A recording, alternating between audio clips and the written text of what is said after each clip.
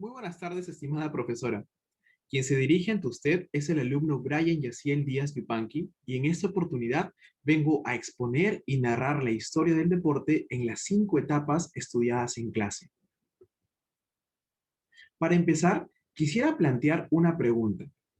¿Cuál es el origen del deporte? O mejor dicho, ¿cómo se inició el deporte en la historia? Para responder dicho cuestionamiento, es necesario remontarnos hasta los tiempos prehistóricos. A través de las famosas pinturas rupestres, el hombre reflejó las diversas actividades cotidianas que realizaba, como por ejemplo la caza y la pesca. Estas actividades estaban destinadas a la supervivencia, lo cual hizo que adquieran ciertas destrezas y habilidades. Se dice que los hombres de esta época iban detrás de los animales salvajes para así poder cazarlos, pero también huían de ellos para protegerse, y lo hacían a través de trotes, dando inicio de una u otra manera al deporte. Primero empezaron con actividades físicas como correr, y ya cuando adquirían mayores destrezas, empezaron a imponerse sobre los menos aptos. Luego empezaron a competir para ver quién era el más fuerte. Es más, le otorgaban un valor extra o un tipo de reconocimiento a quienes poseían mayores destrezas. ¿Y cuál era la premiación que recibían? Pues la premiación era la alimentación, porque si no, no podrían sobrevivir. Poco a poco comenzaron a recrearse a través de juegos relacionados a la caza y la pesca. Se dice que utilizaban arcos, flechas, jabalinas y lanzas, e incluso establecieron sus propias reglas. Entonces, podemos señalar que los antecedentes del lanzamiento de bala y lanzamiento de jabalina se encontraban en la prehistoria. Y también del atletismo, porque los hombres corrían al cazar. Por eso el atletismo es considerado como el deporte más antiguo. Sin embargo, no fue hasta la cultura maya en que se inventó el primer juego organizado de la historia, el juego de la pelota. Este juego se realizaba con una pelota de hule y consistía en introducir dicha pelota a los aros que estaban frente a frente. Se dice que es el antecesor al básquetbol y se diferenciaban los equipos por colores. Representaba la lucha entre dioses del inframundo y el cielo, o también se dice que representaban la lucha entre el día y la noche. El deporte estaba ligado a temas religiosos, por eso se señala que los ganadores eran objeto de honores y loas, y los perdedores se les sacrificaban. Otras versiones apuntan que se sacrificaba solamente al capitán del equipo perdedor por ser el líder. Y también hay otra teoría que dice que se sacrificaba al equipo ganador para así estar más cerca a sus dioses. Conforme pasó el tiempo, se empezaron a establecer civilizaciones, las cuales utilizaron el deporte para expresar su identidad nacional y o social. Entre ellos tenemos a China. ¿Y cuál es el deporte más popular que realizaron los antiguos chinos? La gimnasia. Además, practicaban otras actividades físicas, como el levantamiento de trípodes de metal y disparar flechas. Ellos medían la rapidez al momento de disparar. Por eso no era exactamente como el tiro al arco. Era más que nada para medir tu rapidez. De igual manera, jugaron a la pelota a través del kuju, el cual era considerado como el precursor del fútbol y consistía en lanzar un balón de cuero a una red. También jugaban el denominado Chui Wan, que era el golf antiguo chino. El sumo y la lucha también destacaban en esta civilización. Otras civilizaciones, como Egipto y Grecia, destacaron en los deportes, pero me explayaré al respecto con mayor profundidad en breves minutos. El deporte en las culturas prehelénicas. En primer lugar, ¿cuáles eran esas culturas? Eran Mesopotamia, Creta y Grecia. ¿Cómo era el deporte en Mesopotamia? En la presente civilización, el deporte tuvo un inicio en las famosas carreras de carros o carrera de caballos. No solo entrenaban a sus caballos, sino también a los jinetes.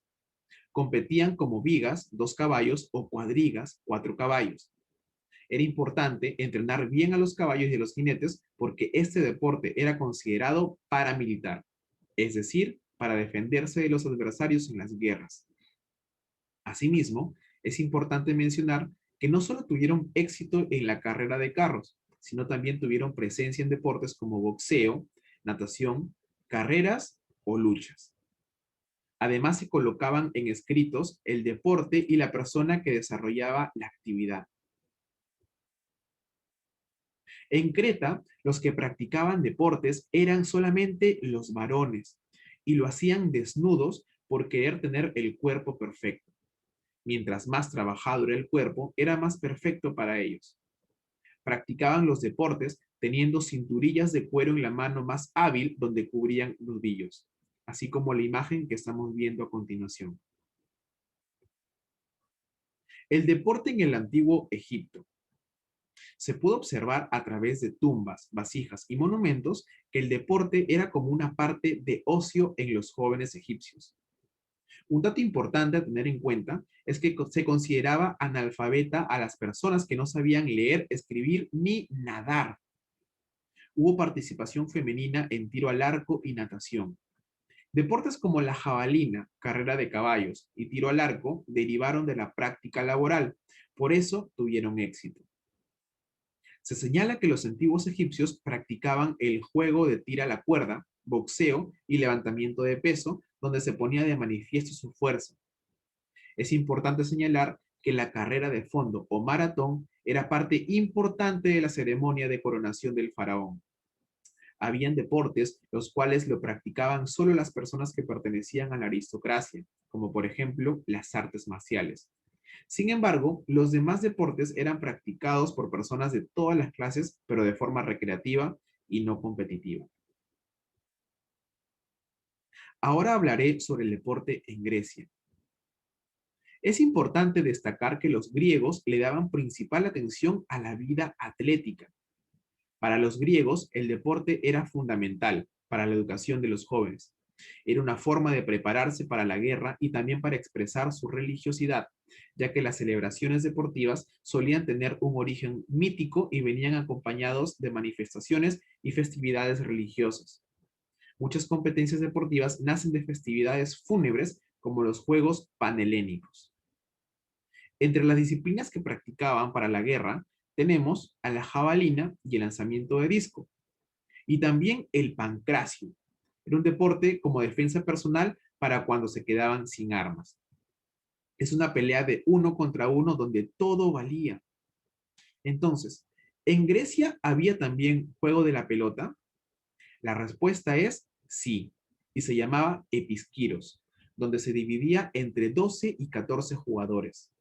Se tenían establecidas reglas y se le consideraba como el antecesor más claro del fútbol. Entonces, ¿cómo se llamaba la pelota del episquiros? Se llamaba folis, la cual estaba pintada de colores muy brillantes. Era un juego muy violento porque se tenía que empujar al adversario. Se dice que los jugadores entrenaban aproximadamente 10 meses. De igual manera, existían dos tipos de juegos con pelotas más. Faininda, que era un juego engañoso porque se tenía que realizar fintas, y aporraxis, que era un juego de rebotes. Era el antecesor del básquetbol y también se hacían fintas. Con respecto a los juegos panhelénicos, se puede desprender 4 tipos. Primero, Juegos Olímpicos, los cuales se desarrollaban en Olimpia en honor a Zeus. Aquí se realizaban diversas actividades deportivas. Se daban cada 4 años y el periodo de espera, esos 4 años, se llamó Olimpiadas. Tenemos también los Juegos Píticos, juegos que se desarrollaban en Elfos en honor a Apolo, compuestos por eventos deportivos, políticos y carrera de carros. Juegos Nemeos, que era en honor al dios Hércules. En esos juegos se desarrollaba la carrera de carros también. Y los Juegos Ístmicos se realizaban en Corinto en honor a Poseidón. Era de carácter político y aquí se desarrollaba la competencia de heraldos y trompeteros. Solo se daba el primer día porque los demás días eran netamente deportivos. Es importante decir que los Juegos Olímpicos se desarrollan a nivel mundial hasta la actualidad y los tres últimos se siguen desarrollando de manera conmemorativa. Los Juegos Olímpicos. Una semana antes del inicio de los Juegos Olímpicos se daba la tregua olímpica o llamada Equecheiría. Los heraldos y trompeteros llevaban el anuncio pasando por cada ciudadela. Las guerras se suspendían para que los participantes y espectadores se trasladen de manera segura desde sus respectivas polis a Olimpia y de regreso de la misma manera. Los niños griegos desde los 12 años ya podían ingresar a la palestra. Era la escuela de lucha en la Grecia antigua. A los 16 años ya podían realizar ejercicios físicos y atletismo, por ejemplo el pugilato. ¿Y quiénes podían participar en los juegos de la antigüedad? Los griegos, los hombres libres y los jóvenes que hayan superado el periodo de entrenamiento de 10 meses bajo la supervisión de los jueces. Se consideraba incluso a un atleta mayor desde que tenía 19 años en adelante. Aquí hubo participación femenina en esos juegos, específicamente en la carrera de carros, ya que muchas mujeres con buena posición económica adquirían caballos. Las mujeres más famosas eran Ciniscas, Timareta y Casia. Normalmente estas mujeres eran de Esparta. Y ahora, ¿cuál era la duración de los Juegos Olímpicos? La duración era de 5 días y se le añadía un día más para el cierre de juegos, para la premiación y para el banquete. El primer día era un concurso de heraldos y trompeteros, competencias poéticas y musicales dando odas a Zeus. El segundo día eran competencias atléticas de jóvenes. El tercer día eran actividades ecuestres, vigas y cuadrigas en el hipódromo, y se realizaba también el pentatlón. Cuarto día era una ceremonia realizada por los teócolos, los sacerdotes, y era en honor a Zeus. El quinto día se realizaba el diauló, el dólico, que eran competencia de carreras, la lucha, el pugilato, y finalizaba con el pancracio. Los agones. ¿Qué eran los agones? Eran competiciones que se realizaban en los Juegos Olímpicos.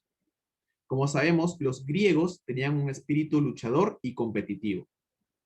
¿Y cuántos tipos de agones habían? Habían 3 tipos. Los agones atléticos, luctatorios e hípicos. Los atléticos, eran pruebas atléticas como carreras, saltos y lanzamientos. Eran carreras de 192 metros y se hacía en el estadio. Era la carrera principal y quien ganaba era campeón absoluto de los Juegos Olímpicos. También se realizaron estadión, que era una carrera del estadio donde se corría una recta, diaulos, que era carrera de 2 estadios de distancia de ida y vuelta, dólicos, una carrera larga a distancia entre 14 y 24 estadios, y el oplitón, que era una carrera con armadura de guerra de 380 metros. También se realizaban salto de longitud con una distancia aproximada entre 16 y 18 metros, lanzamiento de disco y lanzamiento de jabalina. Con respecto a los luctatorios, aquí entraban deportes de combate como la lucha. No valían golpes bajos y el objetivo era paralizar al adversario y hacerlo caer. Se desarrollaba el pugilismo o boxeo, donde los participantes se forraban las manos con tiras de lienzo a modo de guantes. Se añadían piezas de metal o de piedra para que este espectáculo sea más sangriento. Se terminaba cuando el rival caía, pero era muy difícil porque los griegos no se rendían fácilmente por el tema del honor. El tipo de entrenamiento que recibían los preparaba para este momento. E incluso dicen que varios se contracturaban los músculos de la cara para así aguantar más tiempo en la competencia. Del mismo modo, se realizaba el pancracio, una mezcla de boxeo y lucha, donde incluso llegaban a sacarse los ojos o la lengua. Pero luego establecieron reglas. Esto para que el participante dure más y haya un mayor y mejor espectáculo. Permitía la muerte, en otras palabras, era vivir o morir. Y tenemos los hípicos, que eran las carreras de caballos. Era el momento más importante de los Juegos Olímpicos. Se realizaban vigas, cuadrigas y carreras con obstáculos. Se adicionan otras competiciones como la del jinete cuando hacía figuras encima de los caballos y también cuando el jinete saltaba del caballo antes de llegar a la meta para que éste acabe la carrera. Con respecto al pentatlón, era la prueba de la perfección. Quien ganaba el pentatlón tenía derecho a una estatua en el templo de Zeus. Estaba compuesta por 5 actividades que se realizaban en un mismo día y lo hacía el mismo competidor. Estas actividades eran las siguientes: lanzamiento de disco, salto de longitud, lanzamiento de jabalina, carrera del estadio y lucha. La premiación era el honor y la gloria. De forma simbólica se les daba una manzana y luego se reemplazó por una corona de olivo. ¿Y por qué el olivo? Era porque era una planta sagrada que rodeaba el templo de Zeus. Después fue sustituido por el laurel. Los que ganaban eran considerados héroes, recibían comida de por vida y escogía a la mujer que querían. Hasta incluso podrían ingresar a la política. Se registraban los nombres de los ganadores y también nombraban a sus padres como agradecimiento de tener un hijo héroe. Ahora, los Juegos Ereos eran los Juegos Olímpicos Femeninos. Era una carrera en 3 tramos que se hacía a pie según la edad. Un tramo para niñas, otro para adolescentes y otro para mujeres jóvenes. No tuvo mucha acogida porque estaba mal visto en ese entonces que la mujer realice deportes. Las ganadoras podían recibir coronas de olivo, carne de vaca sacrificada en honor a Eras y granadas, que era un símbolo de la fertilidad. Con Teodosio I se pone fin a la práctica deportiva por ser una actividad pagana, pero con su hijo, Teodosio II, se pone en ruinas todo lo que tenía que ver con Juegos Olímpicos. El deporte en Roma. A diferencia de Grecia, los romanos creían que el ejercicio solo era necesario para la salud y guerras, o sea, para servir al Estado cuando éste lo solicite. Los gladiadores eran los combatientes armados que entrenaban en escuelas especiales. Ahora, se puede decir que la mayoría de gladiadores eran esclavos que buscaban el rudis, que era un premio para obtener su libertad, pero también habían voluntarios que buscaban fama y gloria y que estaban en búsqueda de patrocinios para poder obtener una preparación profesional. Los gladiadores también podían luchar contra animales salvajes. Estos animales muchas veces estaban sin comer y beber para que cuando lleguen a combatir contra los gladiadores sean aún mucho más salvajes. Habían 4 tipos de gladiadores. Los samnitas, que eran gladiadores con armamento.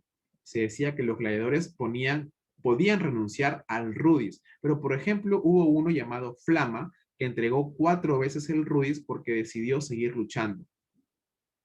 También estuvo el caso de Vero y Prisco, quienes dieron un gran espectáculo y cada uno decidió rendirse mostrando respeto mutuo.